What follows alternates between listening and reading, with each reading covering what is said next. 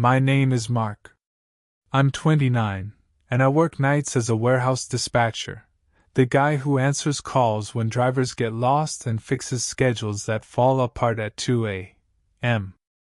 I'm not a fighter. I've always believed that if you stay calm, trouble gets bored and moves on. That night taught me something uglier. Trouble doesn't always want to fight. Sometimes it just wants you to know it can find you. At 17:26, my wife Lena and I pulled out of a supermarket parking lot with 2 bags of groceries and a tired kind of peace. It was winter cold but not brutal, the kind of cold that makes your breath feel sharp. Snow had started again, dry flakes that didn't stick at first, but turned the road glossy and uncertain. Lena was learning to drive.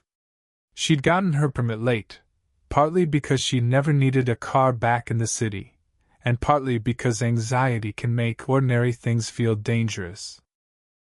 And she'd had a rough year with her thyroid. Medication, fatigue, weight changes. Strangers were cruel about it in that lazy, casual way people can be. That afternoon, she asked, "Can I drive home?" There was hope in her voice, like she was asking to be trusted. I remember smiling and saying, "Yeah.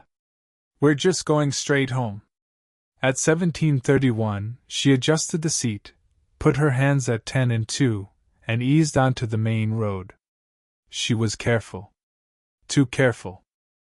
We were in a 50 km/h zone, and she hovered around 30. I didn't mind. Honestly, I was proud. If she could drive, she could handle emergencies without me. At 17:38, the first horn blast hit us from behind. I looked in the mirror and saw a pickup truck filling most of the lane. It honked again. And again. Lena flinched each time. Her hands tightened on the wheel. "I'm going as fast as I can," she said, more to herself than to me. "It's fine," I told her. "Stay steady." The truck stayed glued to our bumper. No space. No patience. Oncoming traffic was heavy, a constant stream of headlights, so the driver couldn't pass even if he wanted to. Instead, he punished us with sound. At 17:43, Lena whispered, "He's going to make me mess up." "You're doing good," I said. "Ignore him." That was my first mistake. Not because I should have escalated, but because I should have recognized the pattern. This wasn't random road rage. This was someone choosing a target. At 17:51, we turned into a gas station to reset and breathe. Under the canopy, the lights were harsh and cold, reflecting off wet pavement. A few cars. A little shop with fogged windows. Lena exhaled like she'd been holding her breath the entire drive. "I hate being slow," she said. "You're learning," I told her. "You're doing it." I stepped out into the cold, smelling fuel and winter air. That's when the pickup swung in behind us. Slow. Deliberate. The driver's door opened. A man got out. He was tall, but more than that, wide, like he'd been built to take up space. His head was shaved, and under the canopy lights I saw the tattoo, skulls across the scalp, with dark lines trailing down like dripping paint. He didn't look around for witnesses. He didn't hesitate. He walked straight toward us. "What the hell is wrong with you?" he shouted, loud enough that a guy at the next pump glanced over and then immediately looked away. "I'm sorry," I said automatically. "She's learning." "Learning?" He laughed once, sharp. "Then learn somewhere else. I'm late because your cow can't drive." Lena's face changed. Not sadness. Anger. Quick and bright like a match. I felt my voice rise just a little. "Don't talk about my wife like that." The man's eyes locked on me. He leaned in close enough that I could smell chewing tobacco and coffee. "You don't know who you're talking to," he said. No movie pause. No clever line. Just that sentence, like a door clicking shut. I don't want trouble, I said. We're leaving. I took Lena's hand and guided her toward the passenger side. We were walking past him when he did something small that felt bigger than anything he'd said. He reached out and touched her arm. Not a grab. Not a stop. A casual tap, like she was livestock. Go milk cows, he said, smiling. Instead of playing driver. Lena spun and slapped him. The sound cracked through the gas station. For a half second, the man froze. Then his hand curled into a fist.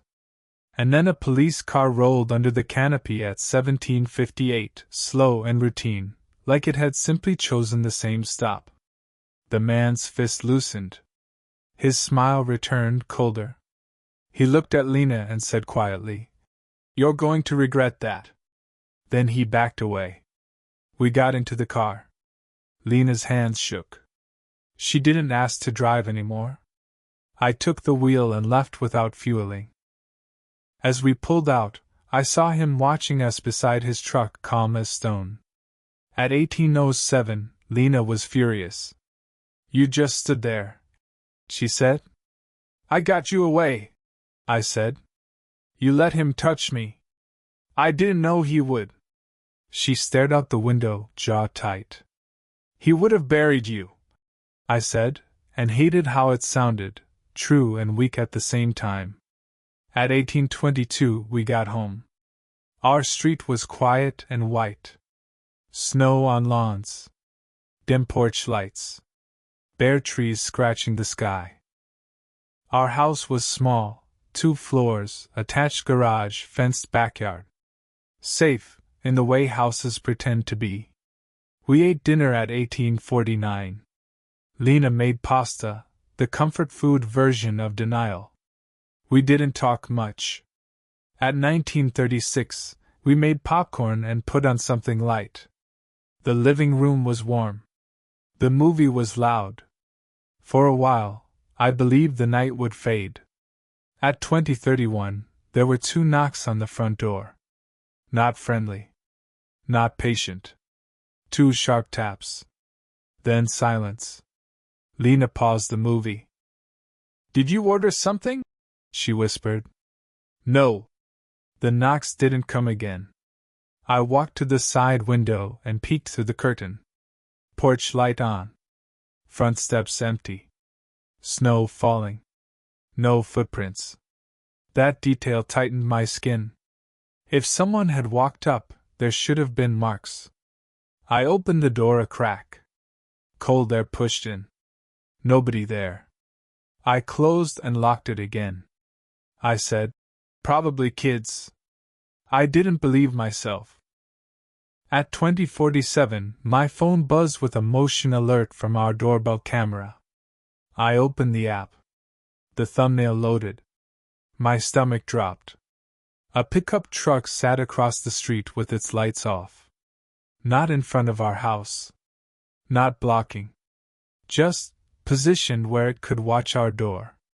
Lena leaned in. "That's him." I hit play. The truck sat still for a few seconds. Then headlights from a passing car flared white across the screen. When the glare cleared, the truck was gone. No engine sound. No slow pull away. Just gone between frames like it had never been there. Lena's breathing went shallow. "Call the police," she said. My instinct was still stupidly calm. "He didn't do anything," I said. What I meant was, I don't want to be embarrassed. I don't want to be the person who overreacts. That was my second mistake. At 21:13, Lena's phone rang. Unknown number. She answered because the clinic had been calling lately. "Hello?"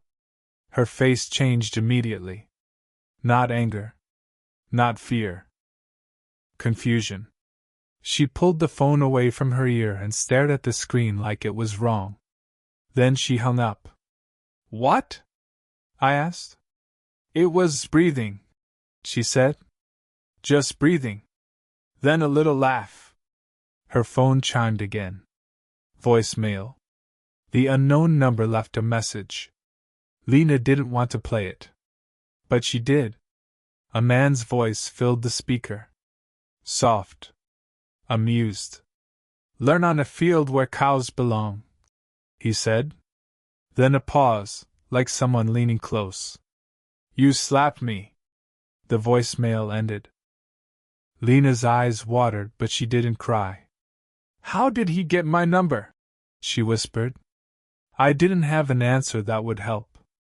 I checked our social media, our old delivery apps, anything tied to our names. We weren't public people, but the world leaks information.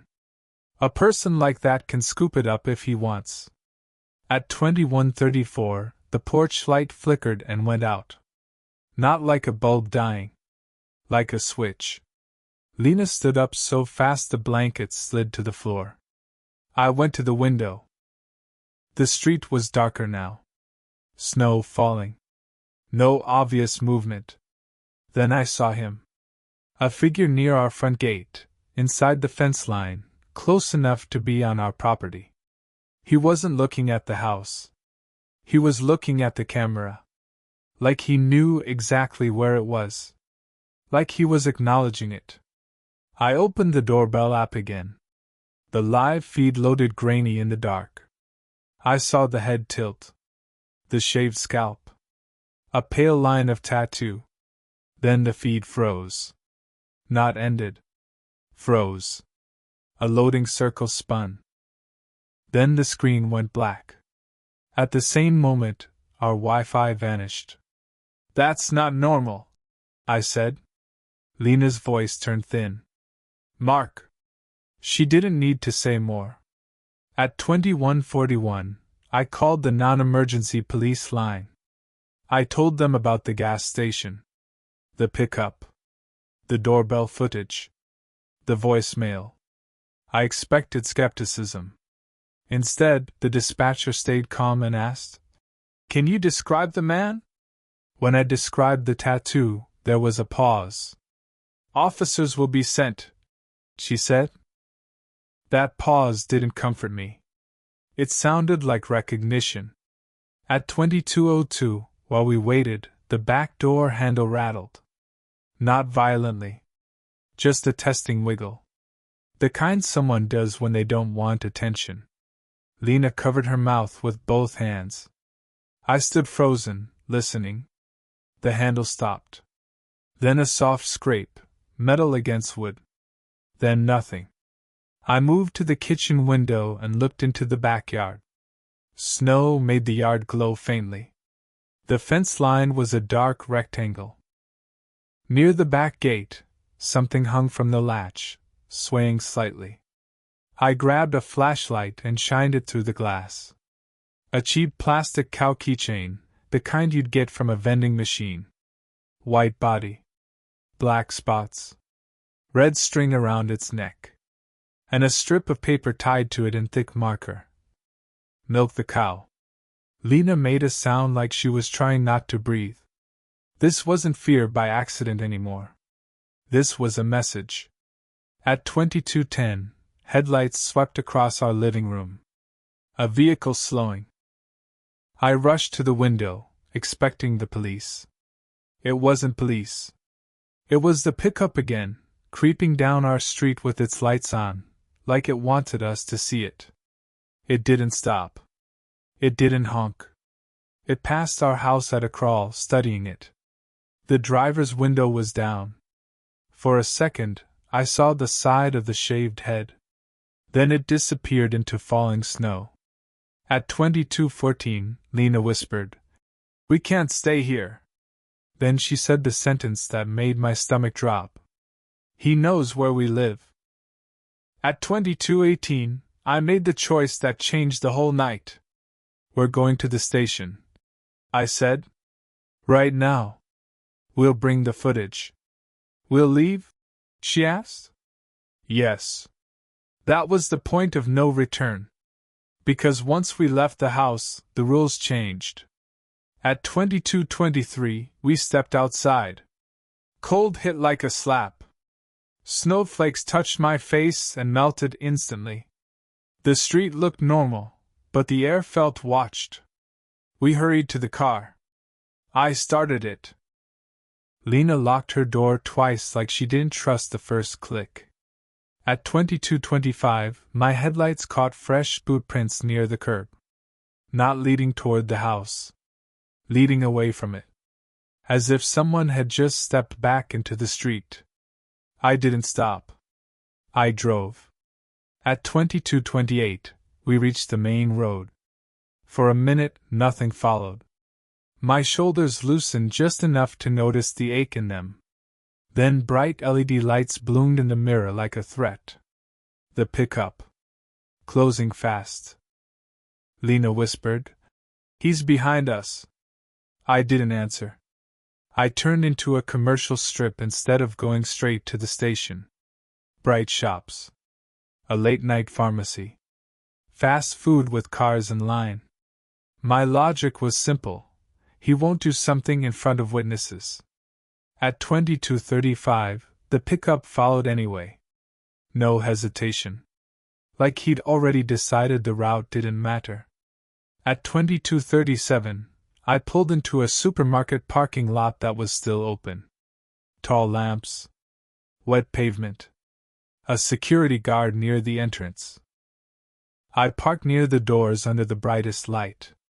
The pickup rolled in and stopped 2 rows back, engine idling. He didn't get out immediately. He sat there, watching, letting us feel trapped inside the car. I took my phone out and started recording through the windshield. Lena grabbed my arm. "What are you doing?" "Proof," I said. I zoomed in. The camera caught his silhouette, and when he leaned forward, the canopy light hit his scalp. The skull tattoo was unmistakable. Our undeniable proof. At 22:39, he opened his door and stepped out. He walked toward us without hurry. He stopped about 10 feet from our hood and stared at Lena through the glass. Then he lifted a hand and waved slowly. Not friendly. Not angry. Patient. Like he could wait all night. The security guard noticed and started walking over cautiously. The man didn't care. His mouth moved. I couldn't hear him, but I could read his lips. "Come out." At 22:41, 2 police cars pulled into the lot. Not because I'd called from there, because I'd called earlier, and they'd been headed to our address. They must have spotted the pickup or recognized it. The man's posture changed instantly. Calculation replaced performance. An officer stepped out, hand near his belt. "Sir," the officer called. "Come over here." For a second, it looked like he might comply. Then he turned, climbed into his truck, and hit the gas. Tires spun. Snow sprayed. He cut across the lot and shot out onto the road. Police tried to follow, but he was already gone into the winter dark. At 22:44, an officer came to our window. "Are you okay?" he asked. Lena nodded too fast. I showed him the recording, the doorbell alerts, the voicemail. He listened without interrupting. When I finished, he said, "This isn't the first complaint." I asked, "Who is he?" He didn't answer directly. "He's been in and out of trouble," he said. "We'll file the report. We'll patrol your street." Then softer, "Don't confront him again." As if that had been a choice. At 23:11, they escorted us home in a slow line. We locked everything. Turned on every light. The house felt too bright, like a stage set built to be watched. At 0:07, my phone buzzed again, motion alert. This time from the camera inside the garage. The feed loaded. Night vision clicked on. A pale blur filled the lens, something close. Then it backed up, and I saw a face for half a second through the garage door window from the outside. Not clear, but human. Then the feed jolted sideways. The camera had been bumped. Then black. In real life, we heard it too. A slow scrape. Metal on metal. Someone testing the garage door track. Lena grabbed my arm hard. Don't go. I didn't want to. But the need to know is its own kind of stupidity. At 0:12, I grabbed a heavy flashlight and stepped into the garage from inside the house. Cold hit me immediately. Everything looked normal. Car in place. Tools on the wall. Then I noticed fresh scratch marks on the side door frame, like someone had tried to slip something thin between the door and the jamb. I backed up. And from the other side of the garage door, a soft voice spoke, close enough to feel. So you are brave. My body went cold. He was right there. On the other side of the door. Then a gentle knock on the garage door itself. Polite. A reminder. Open it, he said. I ran back into the house and locked the door so hard it clicked twice. At 0:14, we called emergency services. Not the calm line. The real one. There's someone at my garage, I said. He's here. Right now. The dispatcher told us to stay inside, lock ourselves in a room, keep the line open. At 0:28, blue lights finally flashed through the snow. Officers searched the yard. Flashlights swept fences and bushes and the street. They found no man. No pickup. No obvious tracks leaving. But winter is good at hiding things. At 2:19, the doorbell camera sent one more alert. Motion at the front door. My hands went numb as I opened the app. The feed loaded slowly. He was standing on our porch like he belonged there. No truck visible. No rush. Night vision made his face pale and flat, but the skull tattoo on his scalp was clear. He leaned forward and held up a piece of paper in thick block letters. You left with him. So I came home. Then he looked directly into the lens. Like he knew I was watching from my bed. Like a wire between us. He smiled. Then he stepped off the porch and disappeared into the snow. The police arrived again at 2:33. They searched. They found only footprints leading toward the porch, not away.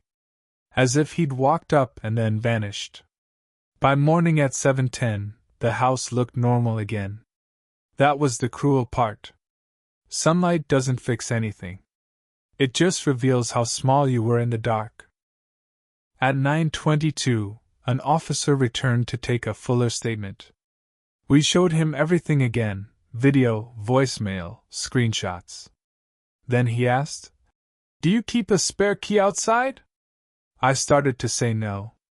And stopped. Because I remembered a habit from my warehouse job: keys get lost. So months earlier, without thinking, I'd hidden a spare in a planter near the garage, under the plastic liner. We went outside. Lifted the liner. The key was gone. Lena sat down hard on the steps, like her legs stopped working. The officer stared at the empty spot. "That's how he got close," he said quietly. The rest of that day was locks and paperwork. We rekeyed every door.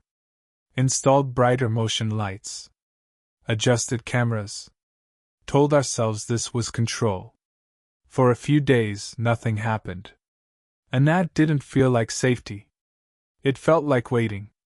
2 weeks later, on February 14th, a padded envelope arrived in our mailbox. No return address. Our names printed neatly. Inside was a cheap USB drive. And a folded piece of paper with 3 words. Play it, driver? We didn't want to. But we also couldn't not. At 1927, with Lena's brother in the kitchen and every light on, we plugged the USB into my laptop. There was one video file. The file name held a timestamp.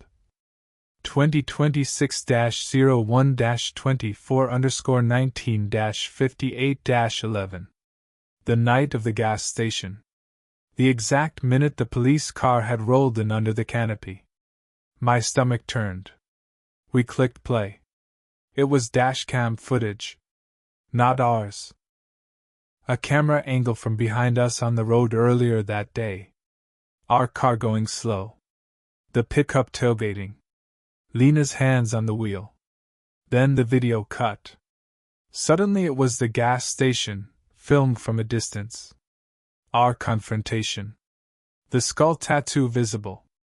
Lena slapping him. The police car arriving. The moment his fist unclenched. It wasn't shaky phone footage.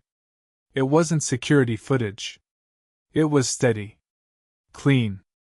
Like someone had been filming deliberately. From the start.